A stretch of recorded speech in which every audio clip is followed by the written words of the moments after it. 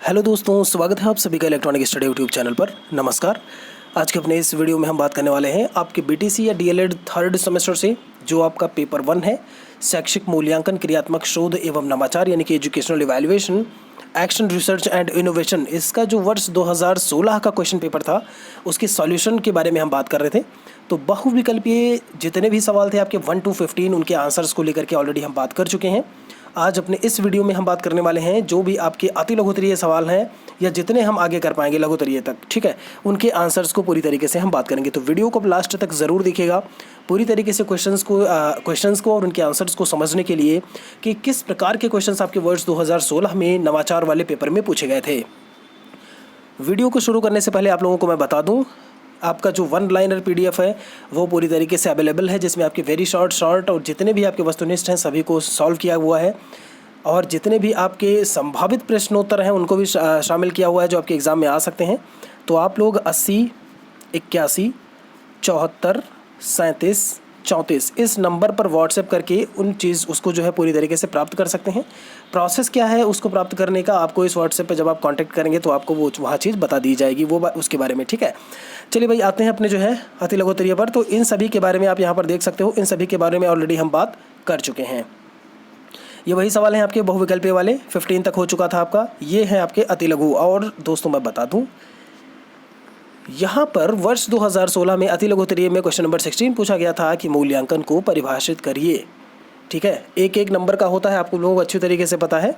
तो देखते हैं कि इवैल्यूएशन को कैसे यहाँ पर जो है डिफ़ाइन किया गया है। अच्छा, सबसे बड़ी चीज़ ये होती है कि अगर आप किसी भी चीज़ को परिभाषित अगर करते हो तो किसी के द्वारा अगर कथनीय है, कहीं किसी ने कहा है, अगर वो चीज़ आप लिख देते हो तो बहुत ही जो है वो अफेक्टिव होगा, बहुत ही प्रभावित करेगा सामने वाले को मिनट से जो आपकी कॉपी चेक कर रहा होगा शिक्षक, ठीक है। तो आप लोग कोशिश करिए, जैसे यहाँ पर जो डेफिनेशन मैंने दी है वो है NCERT की, ठीक, तो यानी कि राष्ट्रीय शैक्षिक अनुसंधान एवं प्रशिक्षण परिषद के द्वारा दी गई है। उन्होंने कैसे डिफाइन किया हुआ है जो है मूल्यांकन की परिभाषा को, वो यहाँ पर मैंने बताया है। तो चलिए देख लेते हैं कि मूल्यांकन को कैसे परिभाषित करते हैं।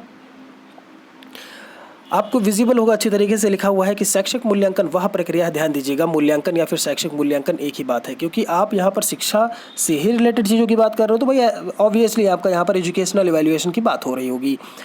वह प्रक्रिया है जिसके द्वारा यह ज्ञात किया जाता है कि उद्देश्य किस सीमा तक प्राप्त किए गए हैं। मतलब जो ऑब्जेक्टिव्स रखे गए थे, होता नहीं है, आपने एक चीज़ जो है ऑब्जेक्टिव रखा, अपना उद्देश्य रखा, क्या कि आपको एक शिक्षक बनना है, ठीक है, एक बहुत ही अच्छा शिक्षक बनना है, राष्ट्र निर्माता बनना है, ठीक है, भविष्य के शिक्षक बनना है। तो आप क्या करते हो कि आप तब तक, जी हाँ, वो इवैल्यूएशन वो प्रक्रिया होती है जो ये बताती है कि आप कितनी हद तक जो आपने एक लक्ष्य रखा था उसको आपने पा लिया है, ठीक है।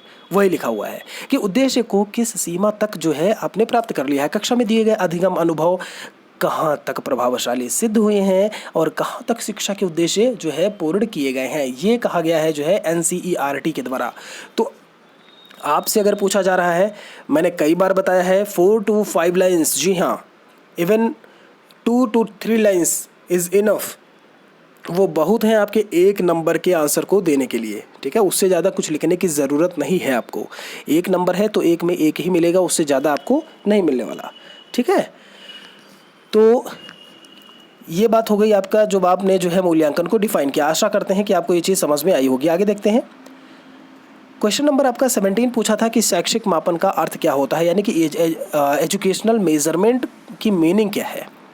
इसमें लिखा हुआ है कि शैक्षिक मापन वह प्रक्रिया है जिसके द्वारा किसी वस्तु, प्राणी अथवा क्रिया की किसी विशेषता को निश्चित मापदंडों के आधार पर देखा, परखा और मापा जाता है, ठीक है। ध्यान दीजिएगा, कहने का मतलब है आप किसी वस्तु को लेकर के बात करो, किसी प्राणी को लेकर के बात करो या किसी क्रिया को लेकर के बात करो, उसकी विशेषता को एक निश्चित मापदंड के आधार पर, एक स्टैंडर्ड होता है, and on the basis of that standard आप क्या करते हो, परखते हो, जांचते हो, ठीक है। और उसे मानक शब्दों, चिन्हों अथवा निश्चित इकाई अंकों में प्रकट किया जाता है। आप एक स्टैंडर्ड, उसमें जो है आपके साइंस होते हैं, लैंग्वेज होता है आपका, उसमें वर्ड्स होते हैं, ठीक है, यूनिट्स होती हैं, उनमें आप उसको जो है प्रेजेंट कर रहे होते हो। दोस्तों ध्यान दीजिएगा, इधर आपके एग्ज़ाम्स जो है अब नज़दीक हैं, तो लाइव क्लासेस अभी फ़िलहाल मैं सस्पेंड कर रहा हूँ इलेक्ट्रॉनिक स्टडी पर, ध्यान दीजिएगा, ठीक है। आज ही से जो लोग आप लोग वीडियो देख रहे हैं आप औरों को भी बताइएगा ज़रूर।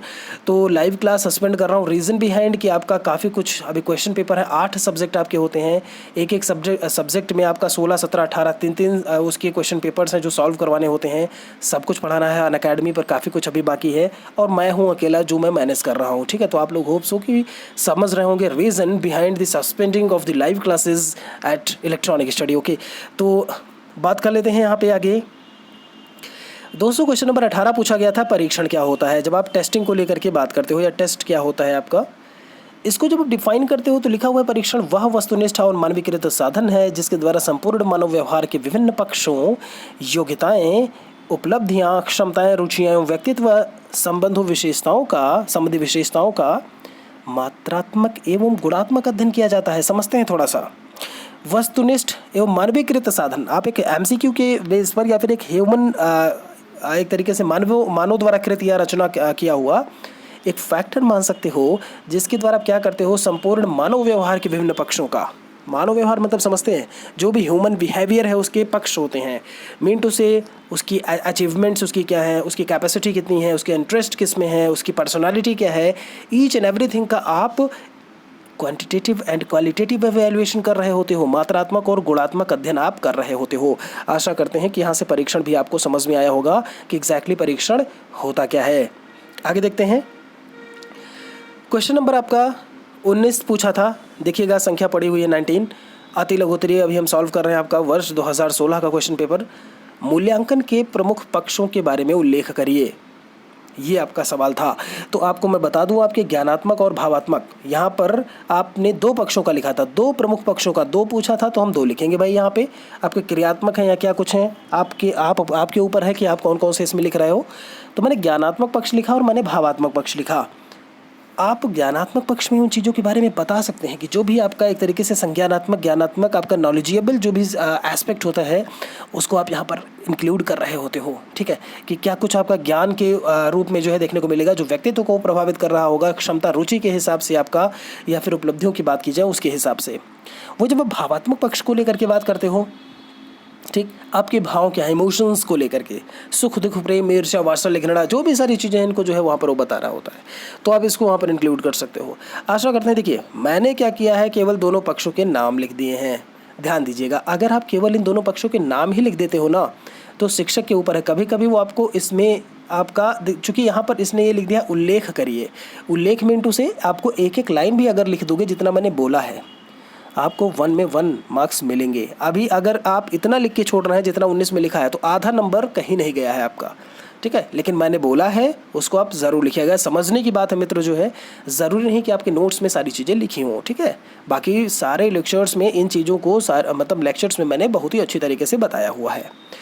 20 नंबर सवाल पर आते हैं। छात्र के ध्यान दीजिएगा, व्यापक मूल्यांकन की आवश्यकता क्यों होती है, ये था सवाल 20 नंबर।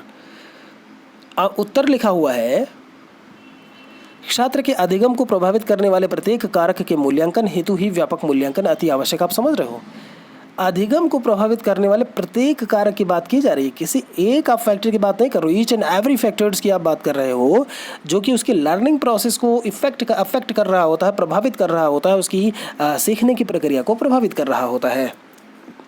तो यहाँ पर मैं उम्मीद कर सकता हूँ कि ये चीज़ भी आपको बहुत अच्छे से समझ में आई होगी कि भाई प्रभावित करने वाली बात क्या मतलब है इसका, जो है, ठीक है। यह व्यापक मूल्यांकन जो एक ब्रॉड इवैल्यूएशन होता है, आप क्या करते हो उसके तहत, और केवल 2 से 3 लाइनें मैंने बोला इनफ है आपका, उससे ज़्यादा कुछ भी कहानी लिखने की ज़रूरत नहीं है, ठीक है।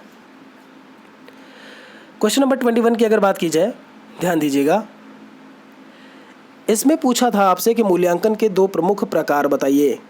तो आपका इसमें मौखिक मूल्यांकन और लिखित मूल्यांकन 2 प्रकार लिखे हुए हैं, ठीक है। ध्यान दीजिएगा, अन्य प्रकार में साक्षात्कार, निरीक्षण, रचनात्मक मूल्यांकन, आकलित मूल्यांकन सब लिखा हुआ है। लेकिन मैं थोड़ा सा आपको समझा दूं, जब मूल्यांकन के 2 प्रकार बताइए।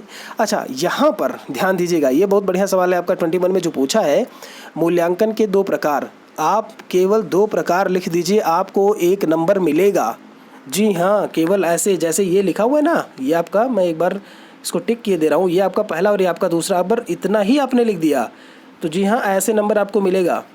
उल्लेख करने के लिए नहीं बोला है, 1 मार्क्स का है, आधे आधे मार्क्स में आपने उसने बोला भाई 2 प्रमुख प्रकार बताइए, प्रकार आपने बता दिया, प्रकारों का उल्लेख करने को नहीं बोला है। लेकिन आपको क्या करना है, यही दोनों लिख करके नहीं छोड़ने हैं। ऊपर जैसे अभी भावात्मक ज्ञानात्मक को मैंने एक एक लाइन में डिफाइन कर दिया, आप एक एक लाइन इसमें लिख सकते हो। आप लिखिए मौखिक मूल्यांकन, इसमें लिखिए कि जो ओरल इवैल्यूएशन होता है, शिक्षक ने क्लास में जा करके, जैसे आपका वाइबा, एक एग्जाम्पल में आप लिख सकते हो, सबसे बड़ी चीज़। ठीक, कैसे, अब एक वाइबा जैसे आपने लिख दिया ना, बहुत बड़ा हो गया, समझ जाएगा कि वाइबा में क्या होता है। ठीक है, लिखित मूल्यांकन में क्या है, आप लिख दीजिए जो हमारे यहाँ टेस्ट होते हैं, ठीक है, जो परीक्षाएं होती हैं, जो आपका वार्षिक परीक्षाएं होती हैं, वो आपकी लिखित में आ जाएंगी। ठीक है, वहाँ पर आपका रिटन इवैल्यूएशन हो रहा होता है। और बाकी चीज़ें आप अन्य साक्षात्कार, निरीक्षण, रचनात्मक मूल्यांकन, आगत मूल्यांकन, इनको भी आप इंक्लूड कर सकते हो। ध्यान दीजिएगा दोस्तों, यहाँ पर एक क्वेश्चन के बारे में और बात कर लेते हैं। क्वेश्चन नंबर 22 लिखा हुआ है, अच्छे परीक्षण में यथार्थता यानी वैधता का अभिप्राय क्या है। मतलब क्या होता है जब आप एक अच्छे परीक्षण को लेकर के बात करते हो। लिखा हुआ है कि अच्छे परीक्षण में वैधता से तात्पर्य है कि परीक्षण कितनी सत्यता से किसी का मापन करता है, जिस मापन के उद्देश्यों जिससे कि मापन के उद्देश्य हेतु उसे तैयार किया गया है। जिस मापन के उद्देश्य हेतु, ध्यान दीजिएगा, वैधता का मतलब है कितनी सत्यता से किसी चीज़ का मापन कर रहा होता है ना। कितना, जैसे होता नहीं, कोई भी त्रुटि देखने को ना मिले, किस तरीके से मापन कर रहा होता है, और उस मापन के उद्देश्य और किसके लिए, कि जिस मापन के लिए या जिस मापन के उद्देश्यों के लिए उसे तैयार किया गया है। तो ये आप वैधता बोलोगे इसको, या जिसको यथार्थता बोलते हैं। यथार्थ, रियलिटी कितनी है उसमें। आशा करते हैं कि 16 से लेकर के 22 तक के सवाल अति लघुत्तरीय आपको समझ में आए होंगे। दोस्तों, ये था आपका भाग 2 जो मैं सॉल्व कर रहा था। नेक्स्ट वीडियो में हम पूरी तरीके से आपका भाग 3 को लेकर के बात करेंगे। ठीक है, जल्दी ही वो आपको जो है इसका नेक्स्ट पार्ट भी देखने को मिल जाएगा। वीडियो अच्छा लगा हो तो लाइक कर दीजिएगा, शेयर भी कर दीजिए बाकी लोगों के साथ में। PDF फाइल के लिए 80 81 74 37 34 पर संपर्क कर सकते हैं। बहुत कुछ है PDF में जो आपको देखने को मिल जाएगा, एक बार आप कॉन्टेक्ट ज़रूर करें। हाजिर होते हैं नए वीडियो में नए टॉपिक के साथ में। शुक्रिया, तब तक के लिए आप सभी से।